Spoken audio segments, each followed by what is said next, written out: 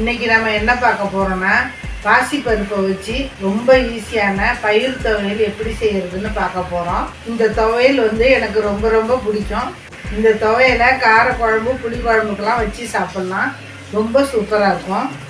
இது செய்கிறதும் ரொம்ப ஈஸி. வாங்க எப்படி செய்கிறதுன்னு பார்க்கலாம். பயிர் துவையல் பண்ணுறதுக்கு அடுப்பில் ஒரு கடாய் போட்டு ஒரு 5 டேபிள் ஸ்பூன் அளவுக்கு பாசிப்பருப்பு எடுத்திருக்கேன். இதை எண்ணெய் சட்டியில் போட்டு வறுத்துக்கலாம். இந்த பாசிப்பருப்பை நல்லா செவக்க வறுத்துக்கணும். நல்லா இந்த அளவுக்கு செவந்து வர வரைக்கும் வறுத்துக்கணும். வறுத்து ஸ்டவ்வை ஆஃப் பண்ணி ஆற விட்டுடுங்க. பயிர் ஆறின பிறகு ஒரு மிக்ஸி ஜாரில் சேர்த்துக்கலாம்.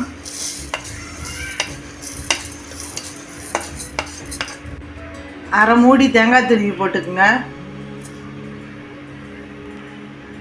கூடவே 4 காஞ்ச மிளகா போட்டுக்கலாம்.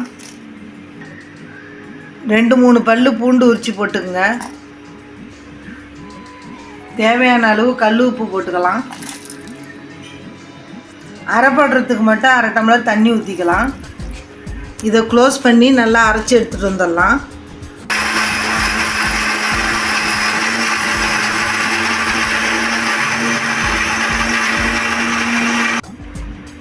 பாருங்கள், இந்த அளவுக்கு அரைச்சி எடுத்துக்கணும். இன்றைக்கி உங்களுக்கெல்லாம் ஒரு விடுகதை வச்சுருக்கேன்.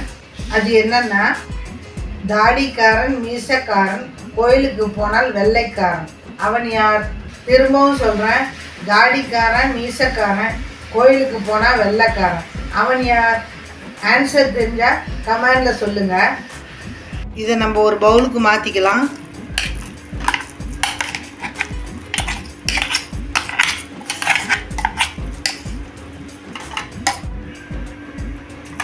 அவ்வளோதான், பயிர் துவையல் ரெடி ஆகிடுச்சு. இதை தாளிக்கணும்னு அவசியம் இல்லை. இது காரக்குழம்பு வத்த குழம்புக்கு மட்டும் இல்லை, தயிர் சாதம் ரசம் சாதத்துக்கு கூட வச்சு சாப்பிட்லாம். இதே நீங்கள் வெள்ளை சாதத்தோடு பிசைஞ்சு சாப்பிட்ற மாதிரி இருந்தால் கொஞ்சமாக நல்லெண்ணெய் ஊற்றி பிசைஞ்சு சாப்பிட்டீங்கன்னா ரொம்பவே அட்டகாசமாக இருக்கும். இதை நீங்களும் ட்ரை பண்ணி பாருங்கள்.